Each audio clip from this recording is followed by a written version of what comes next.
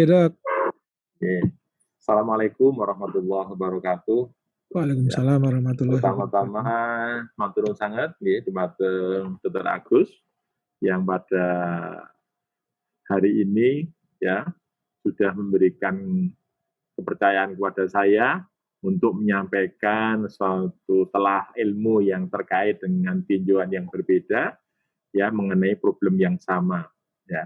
Ini memang saya nanti akan mencoba mengerangkum ya dari proses sentral yang terjadi di otak dengan proses yang terjadi di perifer, yaitu dari esofagus ke bawah sampai ke antrum dari gaster, tidak sampai ke bawah lagi ya. Ya. Tapi walaupun demikian banyak hal-hal yang nanti kita akan mengetahui ada permasalahan yang tidak sesederhana yang kita duga ya. Nah, makanya nanti saya mencoba kasus per kasus dulu, ya, dari secara umum dulu, ya, walaupun nanti mungkin belum bisa memuaskan, tapi saya mencoba dari sisi yang paling mudah adalah contoh-contoh yang terkait dengan uh, kondisi neuropati. Ya. Nah, tadi nanti akan saya jelaskan. Ya. Saya untuk yang pertama saya akan mencoba dulu ya mengenai regulasi aksis hipotalamik pituitary adrenal ya atau aksis HPA. Kita tahu bahwa kapan aksis HPA ini akan terespon ya. Kapan komponen-komponen di dalam HPA yang terdiri dari amigdala ya, hipokampus ya, maupun hipotalamus ya, dan juga pituitari atau hipofise itu respon. Nah, respon terhadap tiga komponen yang merupakan aksis HPA ini bisa menyebabkan satu kondisi stresor. Okay. Nah, prinsipnya satu, ya. Sebetulnya yang pertama itu adalah keberadaan amigdala. Ya. Kita tahu bahwa keintakan, keutuhan, satu fisiologi dari amigdala ini penting. Ya, sebagai satu bangunan yang juga salah satu komponen dari pusat kesadaran yang baik kualitatif maupun kuantitatif. Ya, amigdala itu sudah pegang. Kenapa? Amigdala ini fungsinya adalah mengaktifkan hipotalamus. Ya. Nah, kalau amigdala bisa atau mengaktifkan hipotalamus, ya, maka hipotalamus itu akan melepaskan kortikotropin, releasing factor atau CRF. Ya. Nah, kapan CRF ini akan terlepas? Ya. Nah, ada beberapa apa namanya hipotesis yang menyangkut kapan kortikotropin releasing factor ini itu akan dilepaskan oleh hipotalamus.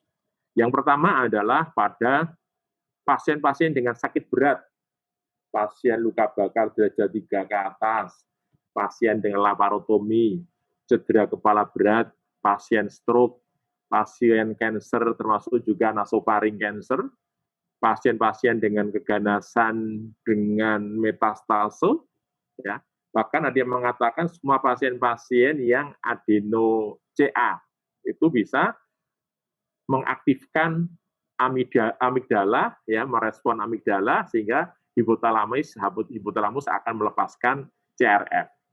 Nah, disinilah mulai terjadi satu respon stres pada HPA aksis. Sehingga nanti HPA ya itu akan melepaskan kortisol ke dalam fase sistemik ya. Jadi kortisol plasma akan meningkat.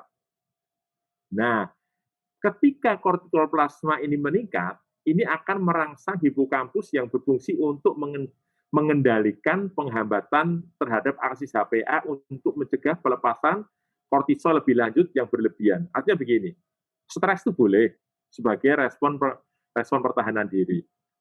Ya, stres itu boleh, tertekan itu boleh, ya. Dimarahi Dr. Agus boleh, ya.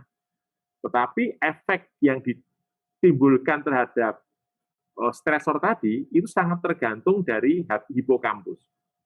Apakah hipokampus tadi bisa mengendalikan terhadap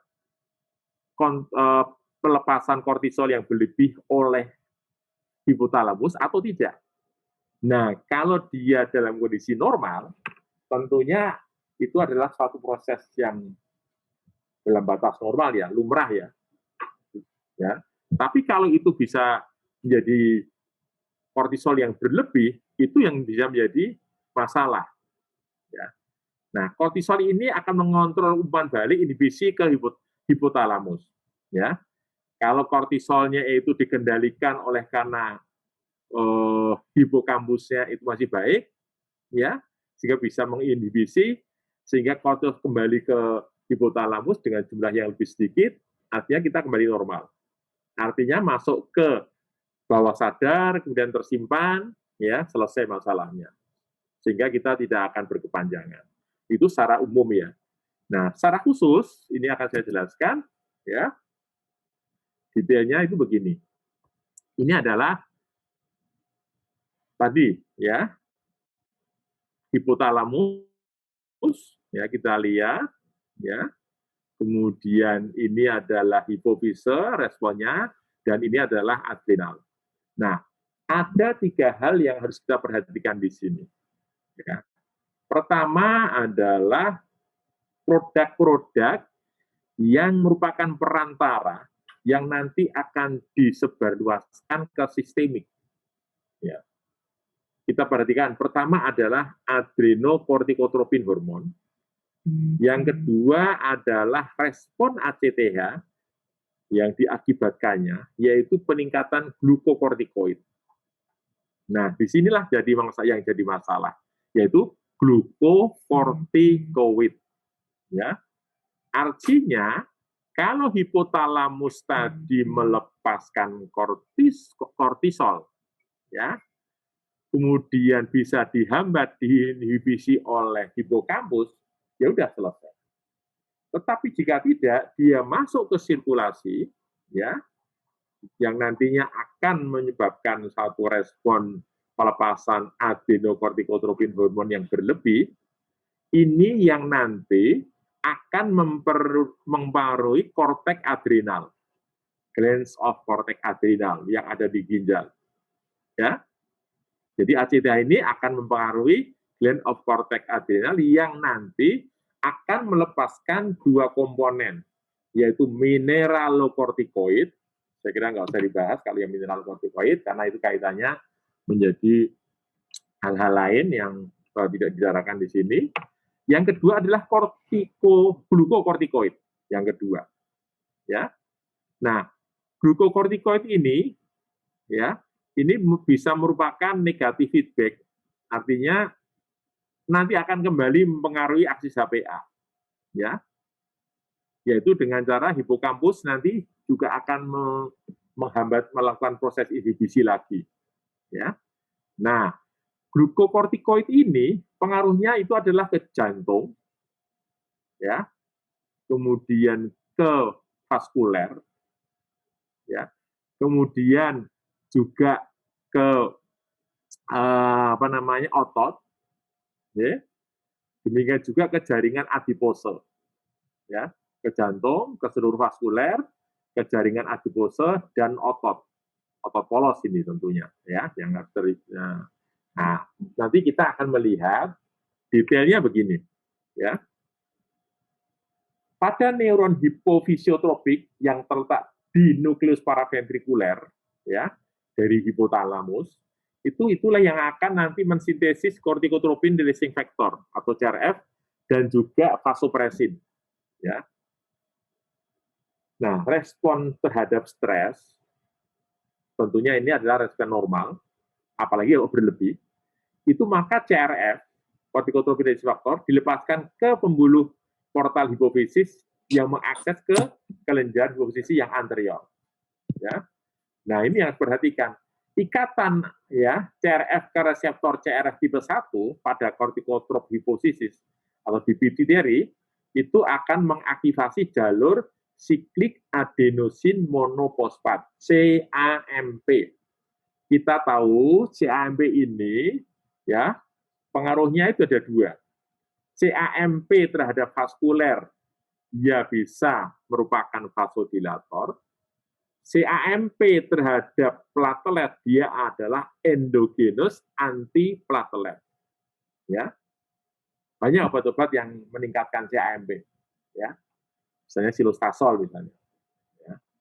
Nah, CAMP ini yang ketiga, ya maaf, itu adalah menginduksi pelepasan adrenokortin hormon atau ACTH ini ke sirkulasi sistemik. Nah, dia yang akan menginduksi. Tetapi dalam batas-batas tertentu ya, tidak terus menerus ya. Nah, kemudian adanya corticosteroid releasing factor, adanya vasopressin. Ini akan munculkan efek sinergis pada pelepasan adenokortikotropin hormon yang dimediasi melalui reseptor vasopressin ya 1B ya.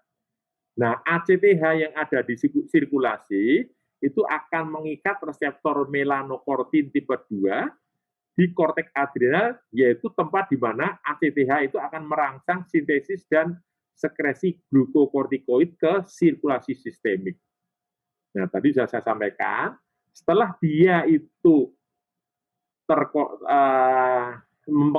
mempengaruhi organ-organ target yang tadi sudah saya sampaikan, itulah efek yang akan terjadi.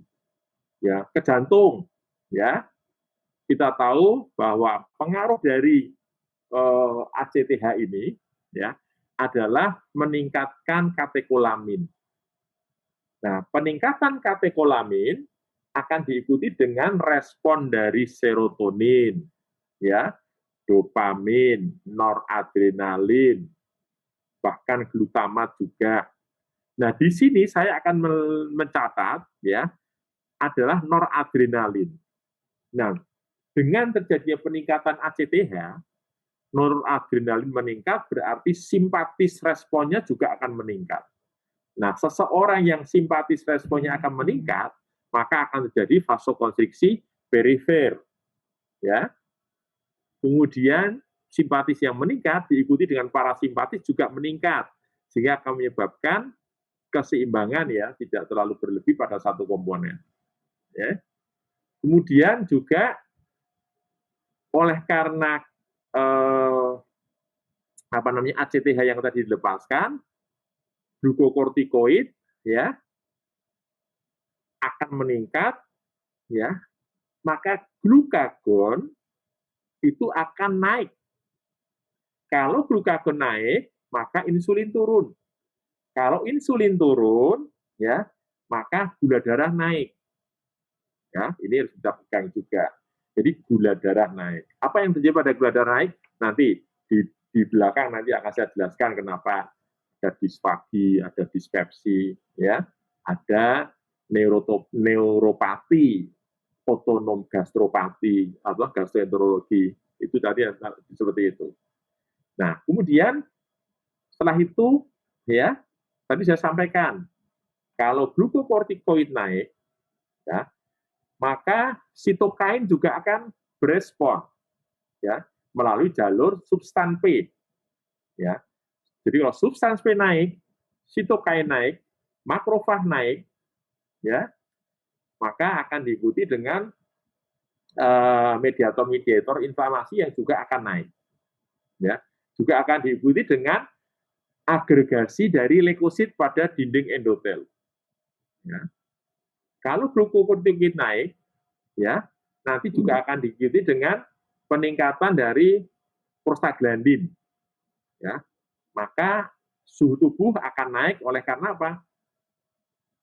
Prostaglandin itu nanti akan memicu pelepasan mediator-mediator yang menaikkan suhu tubuh dan sebagainya. Ya, itu adalah efek yang sistemik. Kita lanjut.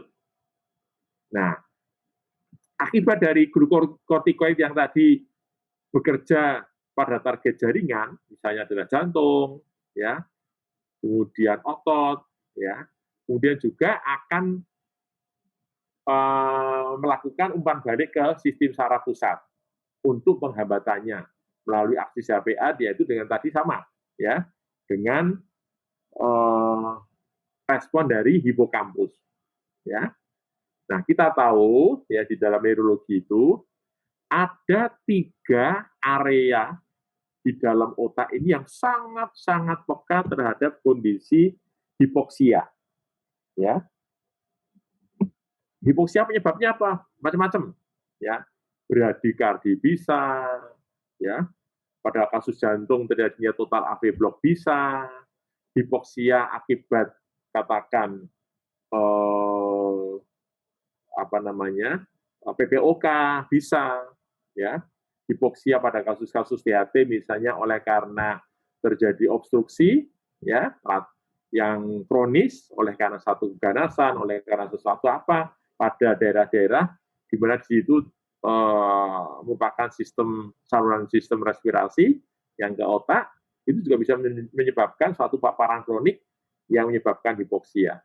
Nah, hipoksia itu yang pertama adalah yang peka adalah pertama hipokampus, ya. Nah, klinisnya kalau yang terkena adalah hipokampus, paling sering adalah kondisi pasien mengalami satu delirium, pasien mengalami satu encephalopati, pasien bisa juga mengarah pada satu demensia, ya. Kalau yang terkena adalah hipoksia jaringan yang kedua adalah korteks, maka pasien bisa mengalami kejang, ya. Yang ketiga adalah brainstem. Nah, respon hipoksia pada brainstem itu dari dizziness. Nah, ini teman-teman dari THT sering yang punya pasien dengan dizziness, karena kita tahu bahwa reseptor-reseptor dizziness itu ada 3. Yang pertama ada di retina, yang kedua adalah ada di di kulit, ya, jadi proprioseptik, dan yang ketiga adalah yang ada di telinga, ya, di vestibuler, ya. Nah, ketiga reseptor-reseptor ini, ya, jika teraktivasi, ya, oleh karena satu H3 misalnya, bisa menyebabkan sensasi clear, ya. Nah, kalau yang terkena brainstem seperti itu, karena nukleusnya itu adalah di brainstem, ya, nukleusnya dari 3 reseptor itu ada di brainstem, ya. Nah, karena brainstem itu juga merupakan pusat kesadaran, ya, maka dari hipoksia tadi dari sifatnya ada dizziness, hingga terjadi penurunan kesadaran. Oke, kita lanjutkan, ya. Nah, bagaimana glukokortikoid ini pada sistemik, ya.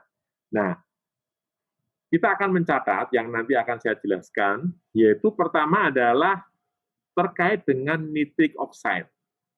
Kita tahu nitric oxide ini adalah vasodilator, ya. Yang kedua, ini apa namanya, faktor-faktor pertumbuhan ya di sini ya. Nah, ini bisa juga dia akan merangsang angiotensin 2 dan endotelin, termasuk VICAM, ya, vascular cellular apa namanya, adhesion molekul 1 atau intracellular adhesion molekul 1 dan juga S-selectin. Ya. Atau mediator-mediator yang terlibat di sini adalah proinflamasi. Interleukin 6, interleukin 17F, ya, interleukin 8 maupun MCP1. Ya. Nah, ini semua ya akan menyebabkan satu NO akan semakin turun, nitric oxide sebagai vasilator akan turun, sehingga akan terjadi gangguan pada regulasi aliran darah. Akan diikuti yang kedua adalah ENOS maupun INOS, itu endothelial nitric oxide sintase, INOS itu adalah inducible nitric oxide sintase, dan ENOS sendiri yang akan naik. Ini akan menyebabkan hipotensi. Ya. Kalau itu melibatkan sel-sel proliferasi sel, ya, atau menyebabkan smooth muscle cell migration, maka ini akan menyebabkan satu regulasi melalui satu trombospodin 1.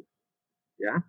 Kalau itu terkait dengan kematian sel yang terprogram, ya, pada kematian oleh karena sel terprogram itu ada 5 ya. Ya. Di sini 1 adalah nekrosis, 2 adalah apoptosis, 3 adalah piroptosis, 4 adalah onkosis, 5 adalah sebagai autofagi. Ya. Nekrosis itu adalah kematian sel terprogram yang tidak diikuti dengan pelepasan dari messenger ribonucleic acid, sehingga kalau dia mati selnya ya mati sudah. Kalau yang apoptosis itu akan diganti oleh sel sebelahnya, ya, karena dia akan melepaskan mRNA, messenger ribonucleic acid. Onkosis, kematian sel yang terjadi pada keganasan-keganasan, ya. Kalau piroptosis adalah pada infeksi, ya. Kalau autofagi khusus pada kasus-kasus spesifik, infeksi spesifik, misalnya TB, ya. Nah, itu disebabkan oleh ini. Oke, kita lanjutkan. Nah, sekarang kita mengarah kepada apa yang ditugaskan ke saya setelah tadi pengantar itu, apa yang terjadi pada gastropati. Sinonimnya gastropati itu adalah neuropati otonom gastrointestinal, ya. Ada yang mengatakan gastroparesis, ya. Di mana itu adalah dari esofagus, ya, sampai ke gaster antrum, ya. Ini merupakan kondisi kronis yang ditandai dengan tertundanya pengosongan lambung tanpa adanya obstruksi mekanik. Nah, ini dari lambung ke atas ya, bukan ke bawah, ya, sampai esofagus.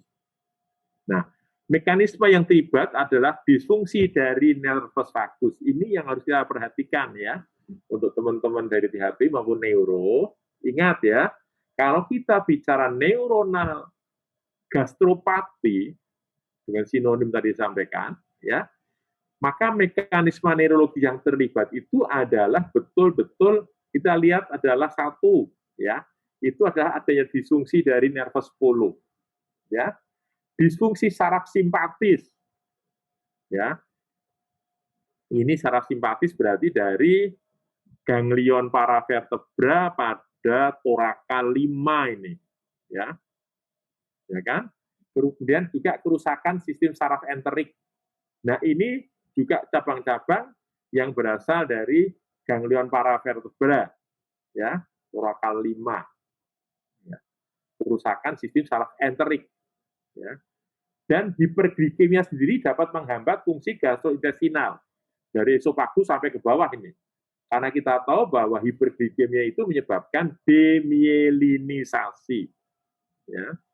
Oleh karena adanya aktivitas dari protein-protein yang tidak dikehendaki oleh karena adanya zat-zat toksis dari advanced glycogen end product ya. Nah, ya. Nah, ini ya itu bisa akan melepaskan sorbitol. Ya.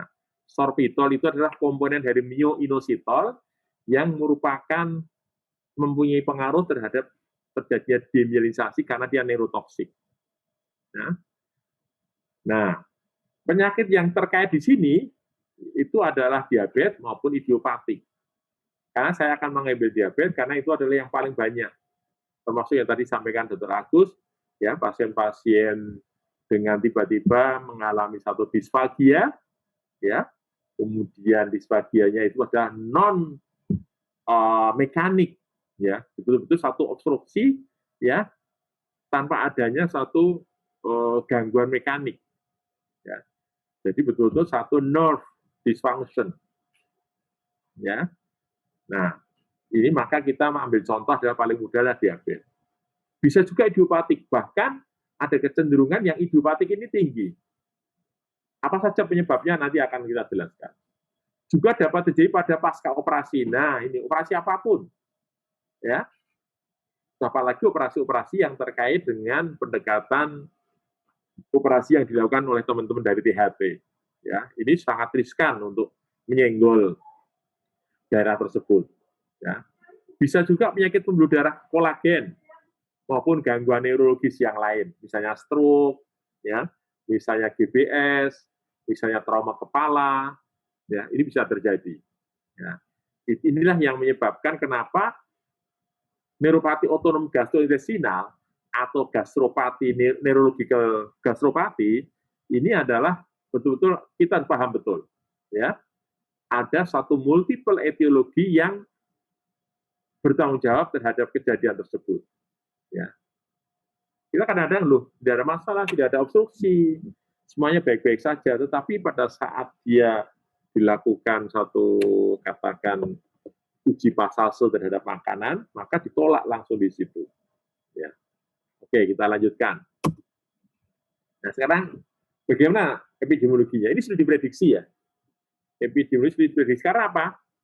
Kadang-kadang epidemiologinya tidak jelas. Tetapi dikatakan bahwa 50% pasien DM tipe 1 dalam durasi 10 tahun ini bisa terjadi satu gangguan pengosongan lambung. Ya.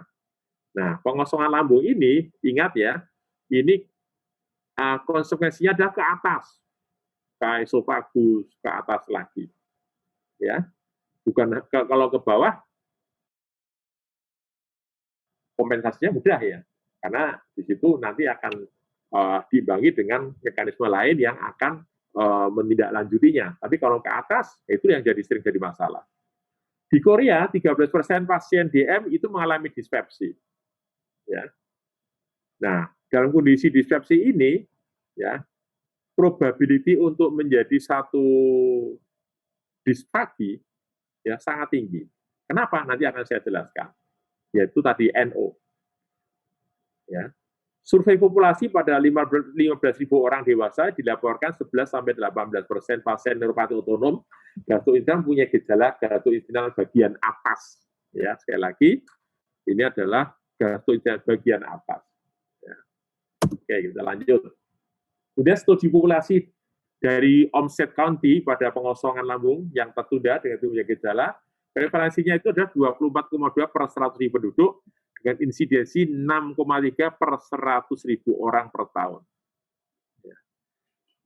Nah, di sini ternyata tetap ya, studi kohort pasien neuropati otonom gastrointestinal dilaporkan dengan proporsi kumulatif selama 10 tahun adalah 5,2% untuk DM tipe 1, 1% untuk tipe 2, dan 0,2% pada kontrol. Jadi cukup tinggi. Ya. Oke, kita lanjut. Jadi kalau kita melihat di situ, sebetulnya terjadi satu fenomena gunung es. Karena apa? Pasien yang datang ke THT, biasanya begitu dilakukan pemeriksaan terhadap kondisi disfaginya, atau dispepsinya, atau gangguan pengosongan lambung, atau keluhan-keluhan reflux, kemudian oleh teman-teman THT tidak ada masalah, normal, ya, bisa dirujuk ke neuro, dan neuro kadang-kadang juga tidak memahami mekanisme yang terjadi pada pasien tersebut, kemudian pasien dipulangkan, ya, bisa sembuh atau bisa apa nggak tahu ya, dipulangkan, sehingga ini bisa menjadi suatu fenomena gunung es.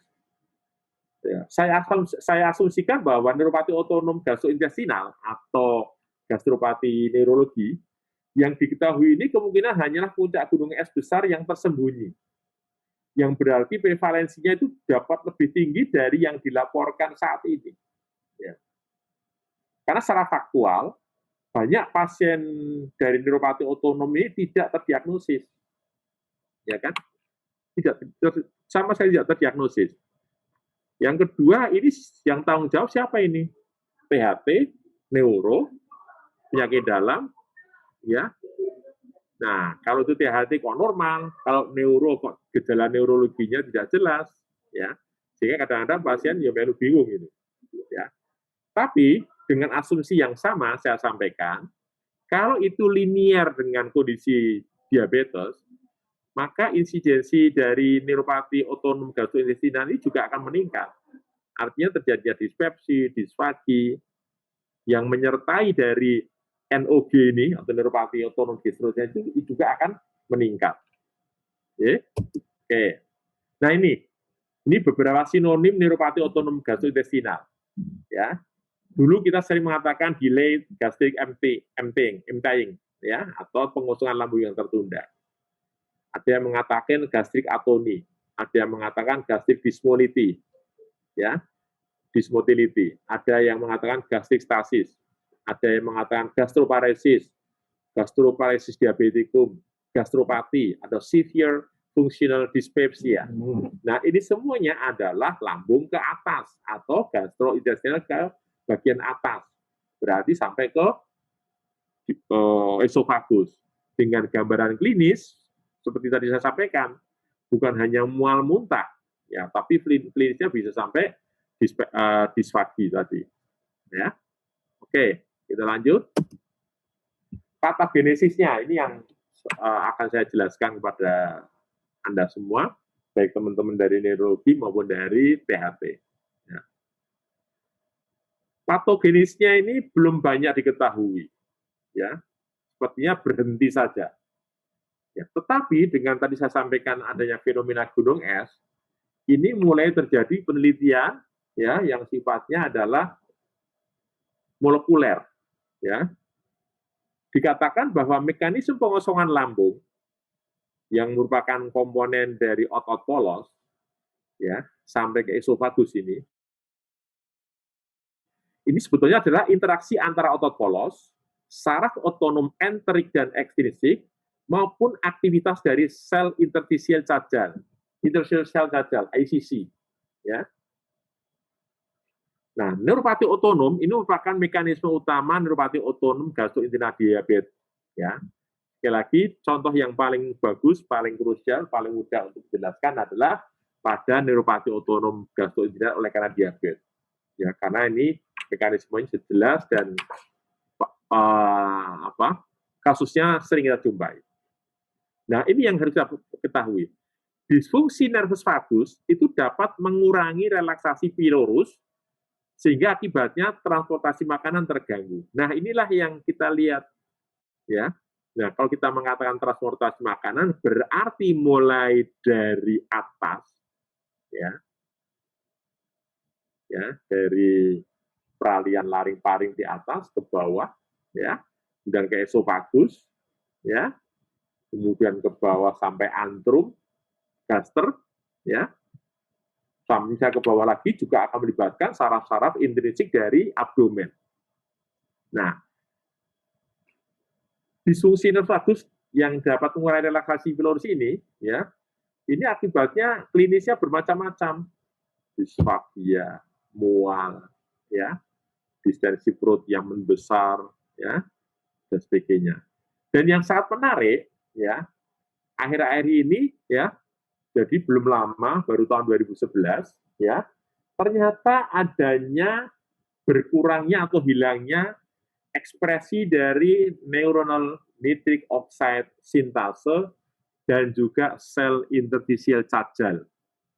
Dua komponen inilah yang diduga yang menyebabkan, tadi saya sampaikan, yang bertanggung jawab terhadap kondisi-kondisi yang hari ini saya sampaikan dalam bentuk kuliah kepada panjenengan semua. Ya. Nah, ini akan saya bagi menjadi beberapa komponen. Ya. Pertama adalah bagaimanakah peran dari neuronal nitric oxide sintase pada neuropati otonom gastrointestinal atau pada gastropasti. Ya. Pertama, inhibisi neuron nitric, ya, pada dinding lambung itu akan mengsekresi NO. Ya. NO itu bersifat vasodilator. Ya. Fungsi NO adalah relaksasi otot polos sehingga mengakibatkan akomodasi fundus dan relaksasi pilorus. Karena apa? Dalam kondisi dia vasodilatasi, berarti dia dalam kondisi repolarisasi pada otot-otot. Berarti yang dominan adalah miosinnya, bukan aktinnya. Kita tahu kalau aktin berarti dia depolarisasi, berarti terjadi kontraksi. Kalau miosin berarti dia relaksasi, berarti terjadi suatu kondisi vasodilatasi. Ini adalah fungsi NO. Nah, NO itu disintesis berdasarkan setting di mana dia diproduksi, di mana dia diinisiasi.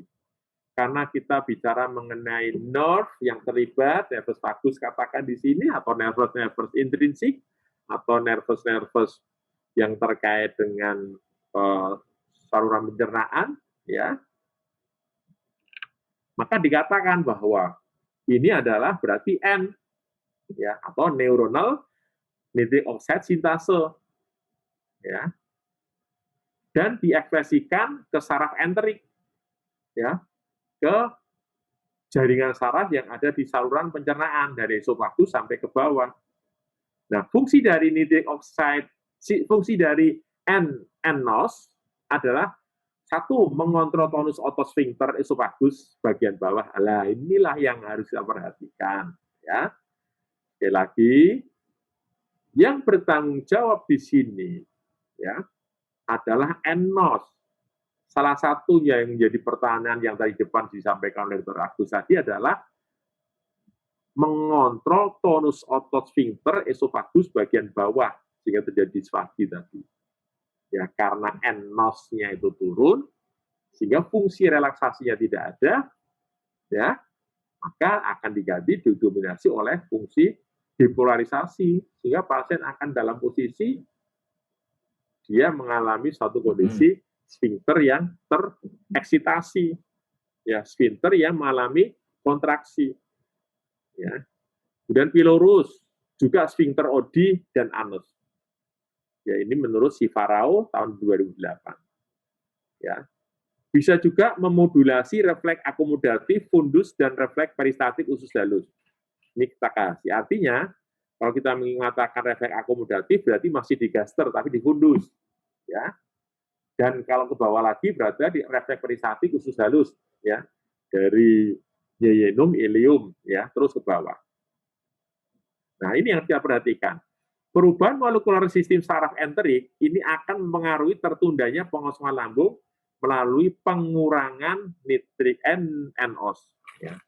Neuronal nitric oxide sintase. Kita lanjut.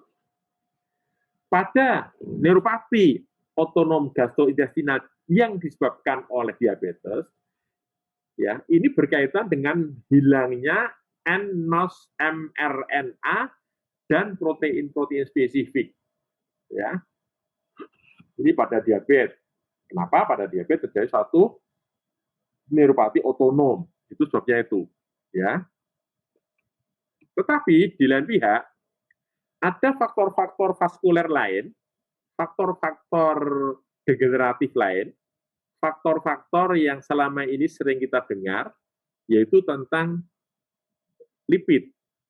Ya, kita tahu bahwa ternyata hiperlipidemia ini dapat mengganggu fungsi motilitas lambung pada reseptor low density lipoprotein maupun apolipoprotein E yang merupakan penyebab potensial berkembangnya neuropati otonom gastrointestinal. Ya, artinya ini apa yang terjadi dari antrum ke atas, ya. Jadi kita tidak pernah, jangan pernah melalaikan bahwa kejadian-kejadian yang terkait dengan disfagia, ya, maupun gangguan-gangguan lambung, ya, itu adalah hanya oleh karena meningkatnya asam lambung. Tidak, ya. Justru ini yang kita perhatikan, ya. Ingat misalnya hiperlipidemia, ya, itu sendiri, hiperglikemia, itu adalah kondisi-kondisi yang ternyata mengganggu motilitas lambung sampai ke atas, ya. Nah, bagaimana peran nitric oxide sintase dan sel interstitial cajal? Hilangnya nNOS ini berkaitan dengan hilangnya sel interstitial cajal atau ICC pada saluran gastrointestinal. Kita tahu bahwa sel interstitial cajal atau ICC ini akan menghasilkan gelombang lambat pada gastrointestinal dan mengirimkannya ke otot polos sehingga terjadi kontraksi fasik. Nah, inilah yang harus Anda perhatikan. Otot polos berarti dari esofagus ke bawah itu ternyata, ya, dihasilkan oleh gelombang lambat, ya, yang berasal dari ICC, ya, atau interstitial cell cajal, ya. Sehingga apa yang terjadi jika sel ICC, ya, berkurang, ya, maka berkurangnya ICC ini, ya, pada gastrointestinal distal, ya, ini pada model sebagai contoh diabetes, ini akan mengakibatkan pengosongan lambung yang tertunda. Ya. Bisa juga menyebabkan gangguan pada alat pacu gaster elektrik. Ya, kita tahu sekarang sudah dikembangkan, ya, satu gastrik, ya, electrical stimulation. Jadi hampir mirip dengan ini apa? Pacemaker pada jantung yang dipasangkan pada mukosa gaster, ya, yang nanti juga pengaruhnya adalah melakukan satu pacemaker ke otot-otot polos yang ada di gaster, sehingga akan mempercepat pengosongan. Ya. Oke, kita lanjut. Ya. Bagaimana sekarang dengan peran sel imun pada gastropati? Ya. Adanya peran potensial sel imun dalam patofisiologi neuropati otonom gastroenterologi, yaitu terjadinya peningkatan imunoreaktivitas CD45. Kita tahu bahwa CD45 ini merupakan penanda sel hematopoietik secara umum. Ya, jadi kalau CD45 ini, maka kita ada CD4 ini menandakan bahwa itu adalah kegagalan fungsi pada perifer terhadap infeksi, ya, sehingga sering sebagai penanda untuk pasien-pasien B20. Tapi di sini CD45 ini adalah penanda sel yang bersifat hematopoietik secara umum. Dan juga peningkatan dari CD68, penanda selektif untuk makrofag. Ini ternyata bisa dijumpai baik pada pasien gastropati oleh karena diabetes maupun gastropati oleh karena sebab yang tidak diketahui, idiopatik. Ya. Dilaporkan bahwa pada gastropati oleh karena diabetes, ya, HEM oksigenase 2 yang merupakan neuromodulator dari gas endogen yang inhibisi motritas saluran gastrointestinal sehingga motritasnya akan turun, ya. Jadi ini, ya, ada keterlibatan dari HEM oksigenase 2. Kemudian penurunan dari HEM oksigenase 1 yang bersifat sitoprotektif terhadap oksidatif injury ini akan meningkatkan stres oksidatif dan menginduksi NOG diabetes atau menginduksi gastropati oleh diabetes. Nah, pada fase ini dikatakan sebagai fase propagasi, ya. Fase propagasi itu fase meratanya proses inflamasi. Nah, ini juga terlibat langsung terhadap kondisi-kondisi yang tadi di depan saya sampaikan. Dispepsi, disfagi, keterlambatan pengosongan lambung, terjadi distansi perut yang berlebih, terjadi reflux, seperti ini. Ya, itu karena adanya satu oksidatif stres. Yang dinamakan oksidatif stres itu adalah meningkatnya radikal bebas, dalam hal ini adalah ROS, reaktif oksigen spesies, dan RNS, reaktif nitrogen spesies. Ya. Pada ROS itu ada 3 komponen utama yang meningkat, ya, yang nanti juga akan mempengaruhi penurunan dari nNOS, ya, pada saluran-saluran GI, ya, yang nanti kaitannya adalah pada nervus enterik, terus juga nervus vagus, ya, nNOS, ya. Nah, ketiga komponen tersebut, ya, itu adalah satu hidrogen peroksida H2O2. Ini sebagai agen-agen radikal bebas. Yang kedua adalah OH atau hidroksil. Dan yang ketiga adalah superoksid O3. Nah, kita tahu bahwa ketiganya ini mempunyai radikal scavengers, anti-radikal. Nah, dalam kondisi-kondisi tertentu, di mana adanya keseimbangan antara anti-radikal dengan radikal yang terbentuk, itu tidak akan masalah. Artinya keberadaan nNOS, ya, itu pada endotel, utamanya adalah endotel pada saluran cerna, ya, tidak ada masalah. Ya, misalnya contohnya anti radikal bebasnya dari H2O2 itu dinamakan sebagai glutathione peroksidase. Ya, anti radikal bebasnya terhadap OH, ya, namanya adalah katalase. Ya, anti radikal bebasnya dari O3 itu namanya adalah SOD, superoksid dismutase. Nah, dalam ketiga-tiganya seimbang tidak ada masalah.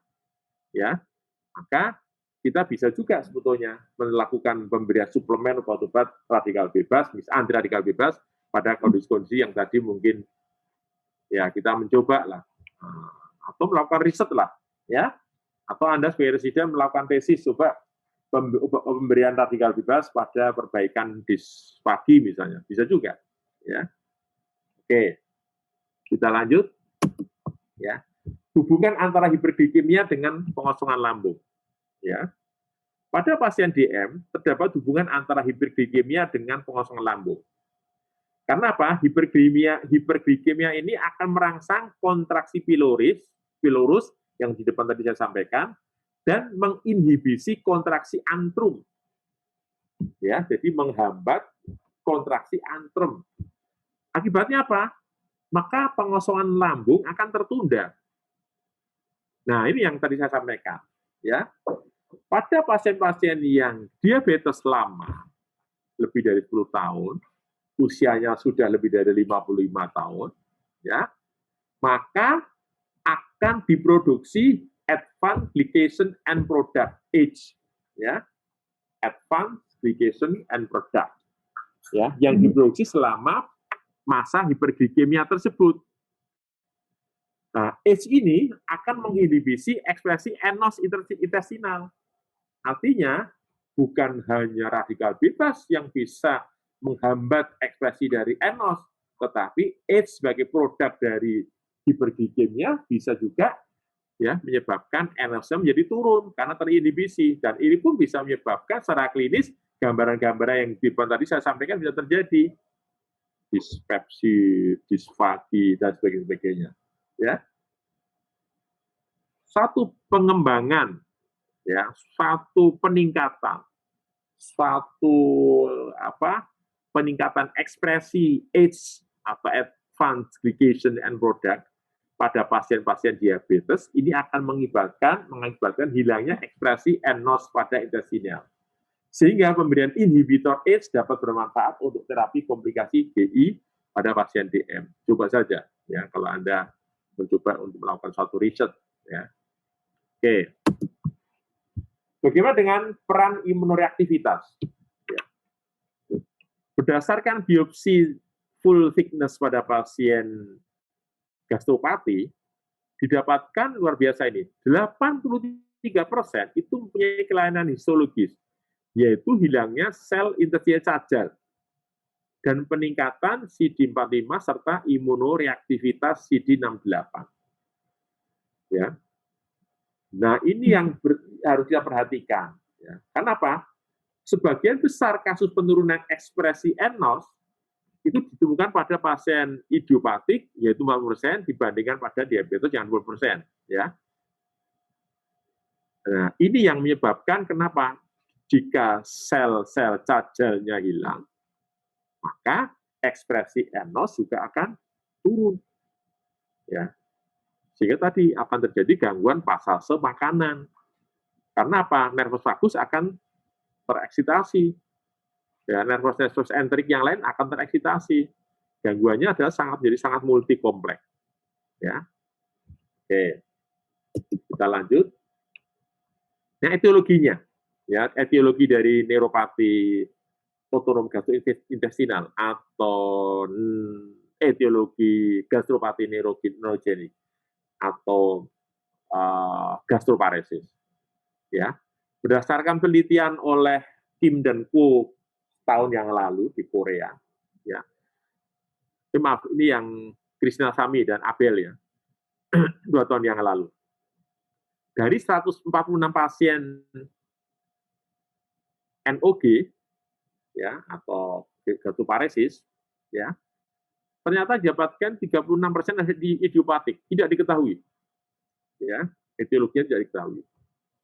29% itu oleh karena diabetes. 13% oleh pasca operasi, 7,5% adalah penyakit Parkinson, dan 4,8% adalah penyakit kolagen. Ya. Ini adalah etiologi paling besar. Ya. Ternyata 36% tidak diketahui. Sebabnya apa? Ya.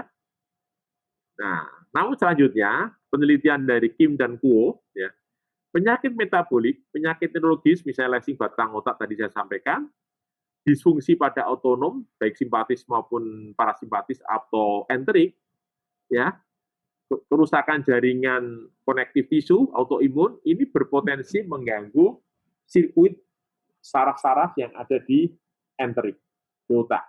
Di lambung. Ya. Nah, daerah lambung dapat terjadi berbagai disfungsi, kegagalan relaksasi fundus, melamanya kontraksi antum postprandial, spasmo pilorus, ya, dan juga hiperalgesia pada lambung. Ya. Nah, kalau seperti ini, karena sifat inervasinya adalah ke atas, maka ya akan diikuti dengan gejala-gejala klinis ke atas, ya, kayak esofagus, ya, ke atas lagi, ya, itu akan mengikuti. Oke. Nah, sekarang etiologi lain yang terjadinya gastroparesis atau gastropati neurologi adalah tadi diabetes insulin dependent, vagotomi, anoreksia nervosa dan bulimia, gagal hepar maupun gagal ginjal kronis pada pasien pankreatitis kronis, induksi obat-obatan dan nutrisi parenteral, ya, obat-obatan yang menyebabkan hiperglikemia, misalnya adalah steroid, ya, transplantasi organ oleh karena penyakit berat melalui jalur ACTH, sindrom paraneoplastik melalui jalur ACTH yang tadi saya sampaikan, ya. Karena itu semua juga akan mempengaruhi, ya, pelepasan dari kortikotropin, ya. Dan nanti semuanya akan mempengaruhi terhadap sel P, ya. Ya. Sel-sel atau substan P ini juga akan mempengaruhi. Atau neuropati visceral, misalnya pada sindrom Guillain-Barré, ya, atau miopati fasial, visceral, ya, misalnya pada skleroderma sistemik. Nah, ini semua merupakan etiologi yang sering dijumpai pada gastroparesis atau gastropati neurogenik. Ya. Tapi kalau kita lihat etiologi seluler dan molekuler, ya, hal yang banyak tadi, ternyata kalau secara molekuler atau seluler, itu yang sebanyak ini, ya, yang sebanyak ini, kalau kita lihat secara seluler molekuler, itu menyebabkan satu adalah hilangnya sel interstisial jajal, interstitial cell of jajal, ini hilang. Dua, hilangnya neuronal nitrik oksid sintase, NOS. Tiga, adanya degenerasi saraf enterik atau neuropati visceral. Empat, ya, menyebabkan smooth muscle disease, ya. Ini terkait dengan penyakit kolagen. Ya, yang kelima adalah gangguan pada mitokondria. Nah, artinya sebanyak tadi itu ya akibatnya ini, ya. Nah, ini yang harus kita pahami betul, ya. Oke.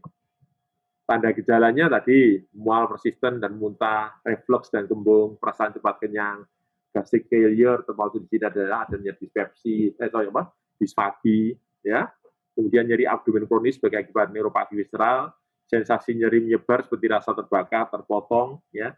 Nyeri akut dengan sensasi tajam ini berkaitan dengan kram pada usus atau spasme bagian atas abdomen yang disebabkan oleh kegagalan relaksasi dan mengakomodasi makanan yang baru saja dimakan, ya. Adanya gangguan pasase makanan, ya.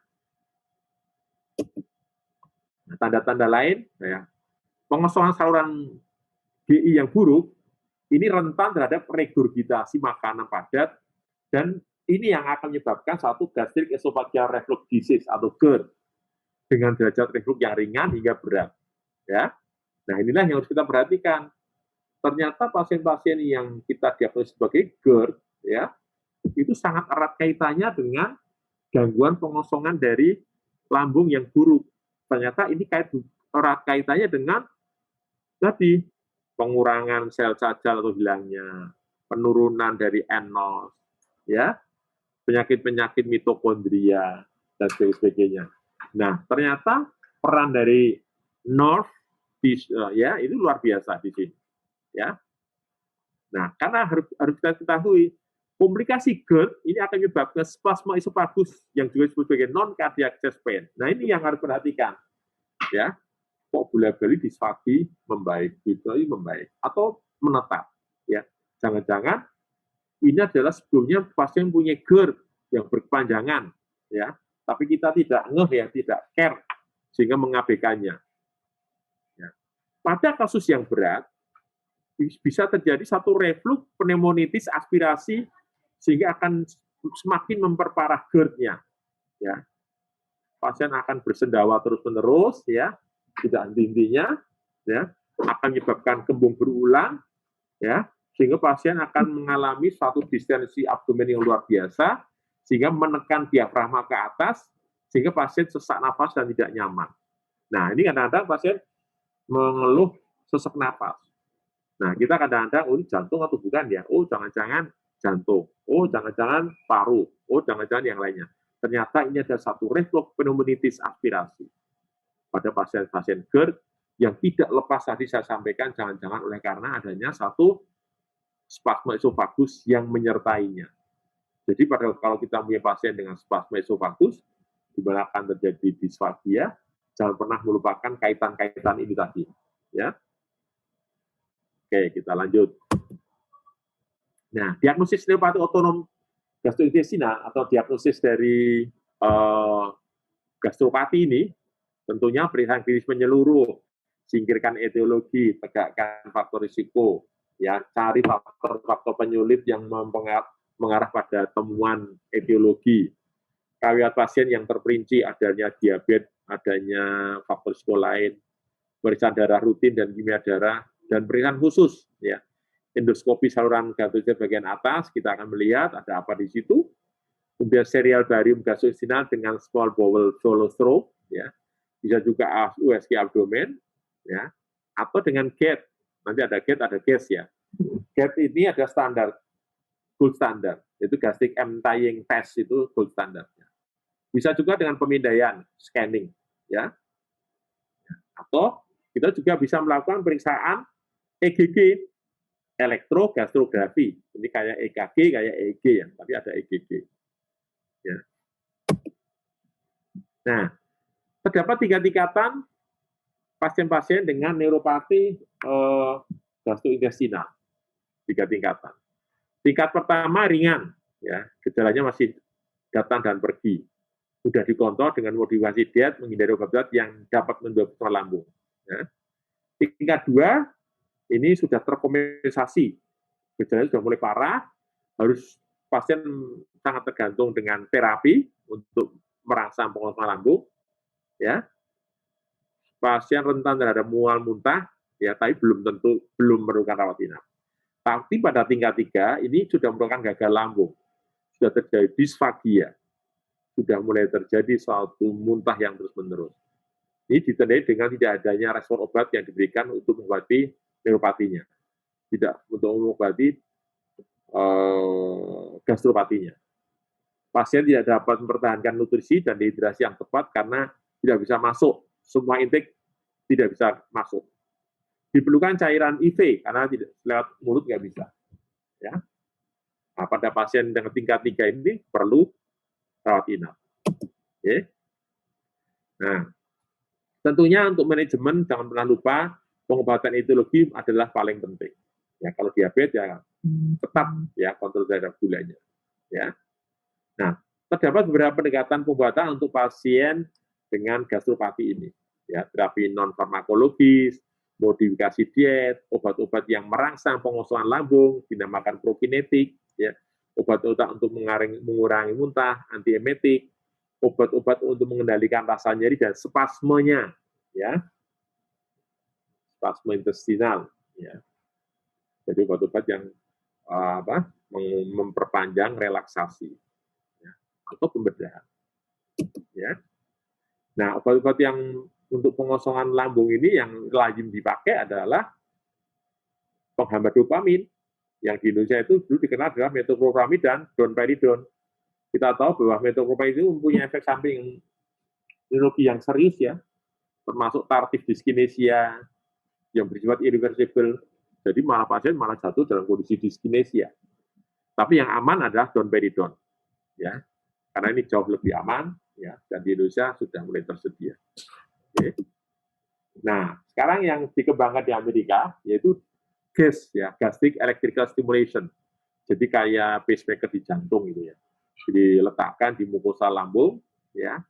Nanti sebagai pusatnya ya, dia nanti akan menjalarkan impuls itu ke seluruh, sehingga bisa sampai esofagus, sampai ke bawah. Dan diharapkan ini akan memperlancar kontraksi dari lambung. Ya, sehingga akan memperbaiki dispepsinya, memperbaiki disfaginya, ya. Nah, biasanya kalau ukurnya, ya, ada perbaikan dari gejala gastrointestinal, pengosongan lambung menjadi normal, fungsi pankreas membaik, peningkatan fungsi saraf otonom, jadi pasien sudah tidak kembung lagi, ya, pasien sudah tidak belegean lagi, ya, disfagianya juga terkoreksi, ya, biasanya kita lihat juga karena dia sudah mau makan, ya, kadar albuminnya naik, berat badannya naik, indeks massa tubuhnya juga kembali normal, ya, dan prosedur ini, GESS ini adalah mudah ya, saya sendiri belum pernah melihat ya. Tapi ini adalah prosedur irreversible yang menjanjikan dan tidak membawa risiko kematian. Ya. Saya kira itu pas 1 jam, mudah-mudahan apa yang saya sampaikan sesuai dengan pesan dari Dr. Agus, maksimal 1 jam kita lanjutkan dengan diskusi. Matur nuwun, saya kembalikan ke Dr. Agus, monggo. Assalamualaikum warahmatullahi wabarakatuh. Waalaikumsalam warahmatullahi wabarakatuh. Terima kasih Dr. Ismail sudah dikasih bonus. Ya, tadi perkiraan maksimal 40 menit, ternyata bonusnya banyak. Tapi ada beberapa hal yang terjawab sudah yang menjadi pertanyaan kami di bidang THT, itu kaitannya adalah mungkin under atau misdiagnosis. Kemudian yang kedua ada faktor hipoksia, karena kami sering berhadapan dengan orang-orang gangguan upper airway, baik anak-anak maupun dewasa. Kemudian berikutnya lagi adalah sistem inflamasi yang lama, yang salah satunya yang utama disebabkan karena tumor head and neck, ya, kepala dan leher itu kan sangat luar biasa. Dan yang terakhir adalah ini yang menarik.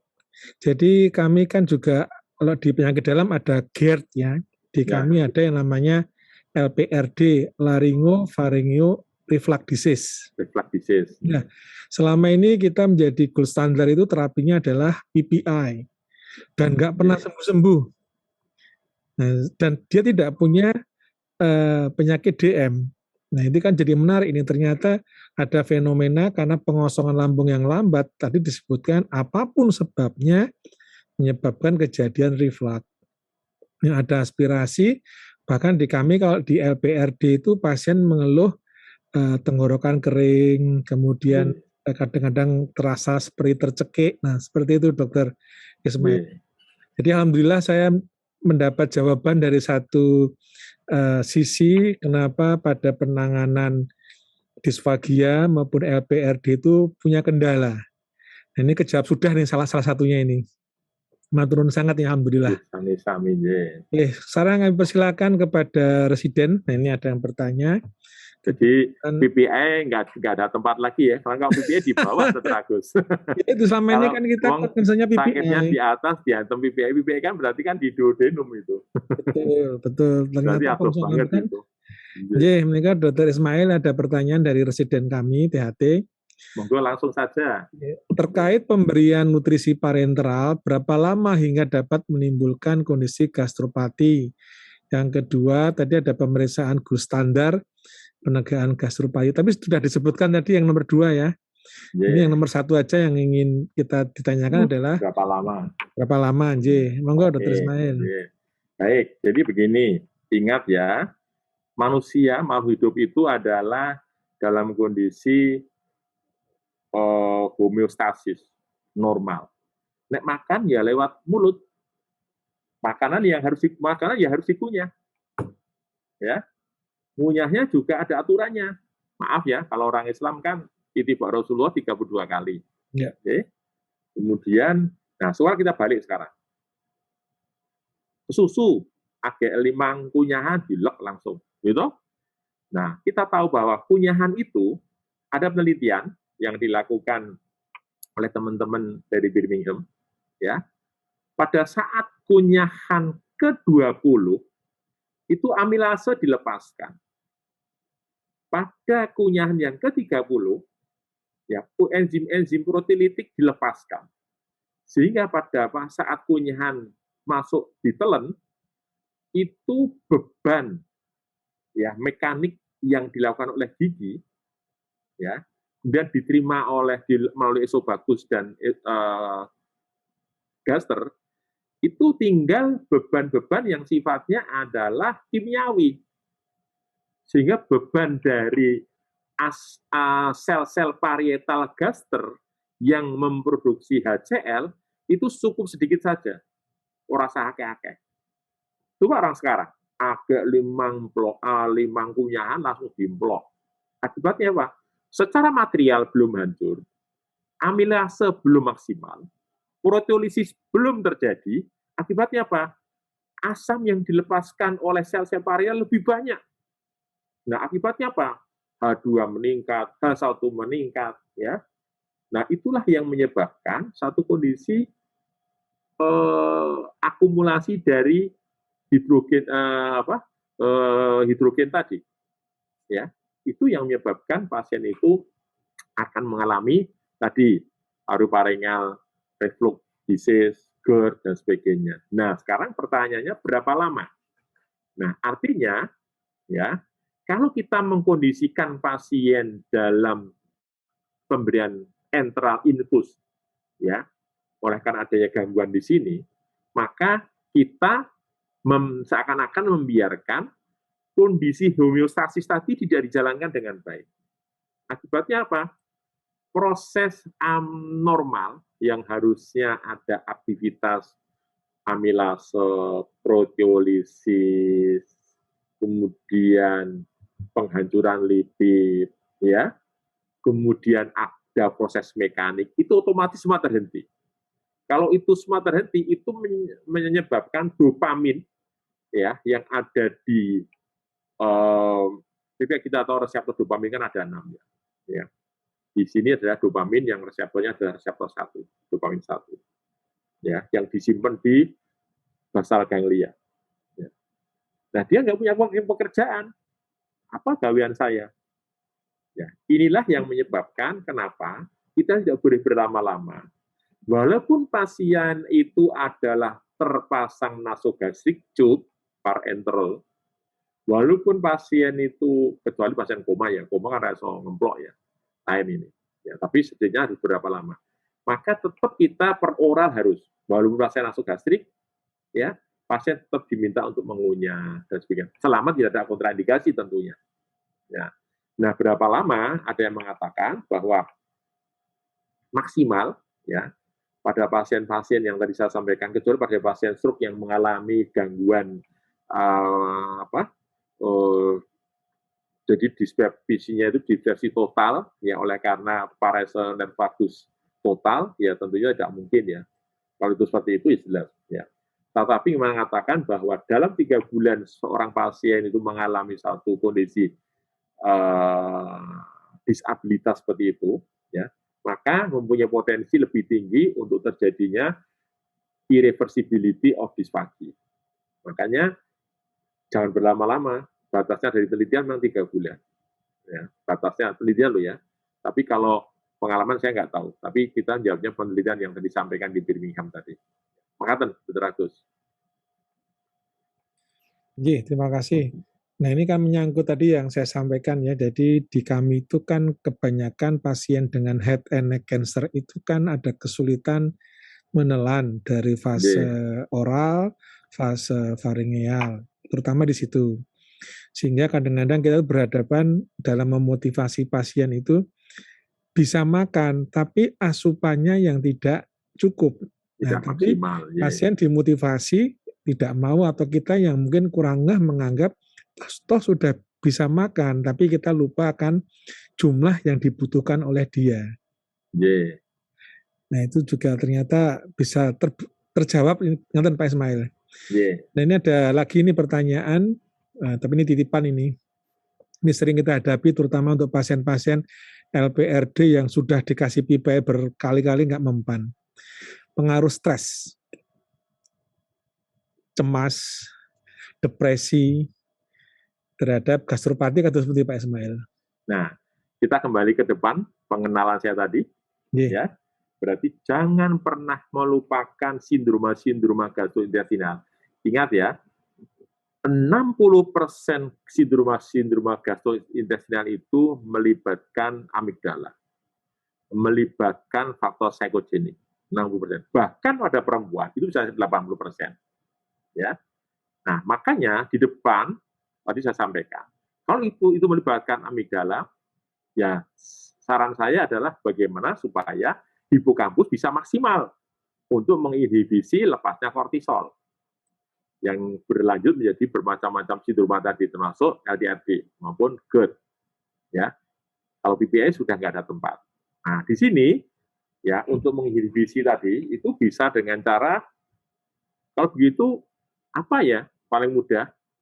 Ya paling mudah adalah naikkan threshold, paling gampang. Naikkan threshold itu ada dengan cara kita memberikan GABAergic maupun GABA agonis. Yang paling sering kalau GABA agonis kan pengaruh sedatifnya tinggi, maka pakai GABAergic. Ya. Ya. Senyawa-senyawa GABAergic kan banyak sekali. Ya. Nah, atau kita memberikan obat-obat yang sifatnya adalah meningkatkan threshold dari sisi langsung ke amigdala. Misalnya obat-obat yang mengarah pada suatu kondisi depresif. Ya. Hindari betul MAO, hindari betul SSRI yang trisiklik. Ya, MAO trisiklik hindari. Ya, disarankan sekarang ini adalah menggunakan SSRI. Serotonin selective reuptake inhibitor. Lebih bagus. Ya. Banyak foto persediaan SSRI. Ya. Atau langsung ke simptomatiknya, ya, dengan domperidone tadi itu yang saya sampaikan tadi. Ya. Kalau tadi yang tadi untuk threshold, dia juga kita berikan alprazolam, ya, atau golongan benzodiazepin. Ya, tapi ingat efek efek habituasinya. Nah, masih banyak ya, hal-hal yang diperhatikan. Jadi prinsipnya kembali ke aksis HPA tadi. Ya, bagaimana supaya hipokampus ya bisa menjamin bahwa kortisol itu akan dikembalikan untuk supaya tidak masuk ke sistemik. Bahkan ada yang mengatakan kita bisa juga menggunakan obat-obat rifastigmin. Ya, kita tahu bahwa rifastigmin ini adalah anti terhadap, jadi gini, tadi saya sampaikan katekolamin itu kan akan turun, ya. Katekolamin akan berpengaruh, ya. Noradrenalin akan turun, ya. Tapi ingat ya, asetilkolin itu bisa sangat turun lebih duluan, ya, asetilkolin. Maka kita bisa memberikan obat-obat kolinesterase inhibitor. Jadi kolinesterasenya yang ditahan. Nah, obatnya adalah rifastigmin tadi, ya. Rifastigmin itu dosisnya ada yang 50, 100 dan sebagainya. Nah, sediaannya itu ada yang memantin itu untuk orang demensia, ya. Tapi banyak sediaan itu. Ya. Jadi itu Dr. Agus, ya. Jadi sekali lagi kalau PPE kan proton pump inhibitor kan berarti di bawah, padahal ini di atas. Malah justru lebih rasional kita memberikan H2 blocker, ranitidin. Mungkin lebih rasional itu. Ya, dibandingkan kita memberikan PPI. Makatan Dr. Agus. Matur nuwun, alhamdulillah. Jadi ini ada tempat terbuka untuk riset ya. Selama ini kan kita nanti kita kolaborasi. Ya, BPI terus, dan ternyata pasien itu kan kalau LPRD kan kadang-kadang tidak didahului oleh GERD dulu. Jadi kadang-kadang langsung LPRD. Ada yang langsung. GERD-nya masih terkompensasi ya, atau mungkin masih ringan sehingga nggak dirasakan. Ya mungkin ada pertanyaan lagi dari residen atau staf. 1-2 pertanyaan kami persilakan. Dari neuro juga boleh. Ada? Dari neuro ada, silakan. Jangan malu sama kadepnya. Ini sudah head to head loh, ini kadep sama kadep loh ini.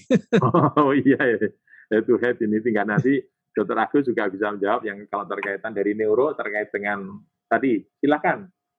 Ya, yang mau bertanya terkait dengan sindroma-sindroma yang melibatkan teman-teman dari THT, dari neuro yang terkait dengan tentu yang tadi saya sampaikan. Monggo. Silakan. Ada yang mau bertanya? Dari staf mungkin, staf THT? Pada malu-malu ini. Ya, mungkin kalau tidak ada, saya ucapkan terima kasih Dr. Ismail, sangat bermanfaat bagi kami, terutama saya di divisi bronkoesofagologi dan pediatrik upper airway bersama Dr. Dian, Dr. Hesti itu sangat terkesan dengan masalah gastropati yang mungkin sampai saat ini kita hanya mengenal di dewasa. Padahal di anak-anak mungkin juga banyak kita temukan ya, walaupun pada kondisi awal. Karena anak dengan gangguan upper airway, hipoksia lama itu kadang-kadang refluksnya juga berlebihan. Dan obat pilihannya terbatas. Ya, teman-teman, ini next time kita tidak hanya melihat fotonya, tapi bisa foto bersama di jembatan. Kalau enggak salah di Sungai Progo ini. Ini ya, ini di atas ini. Di apa namanya? Dekso. Dekso, ya. Dosa balapan, tapi santuy saja ya. Ya, ini Matur alhamdulillah. Ya. Saya mohon untuk PPDS kami bisa memfotokan ini dulu. Yeah.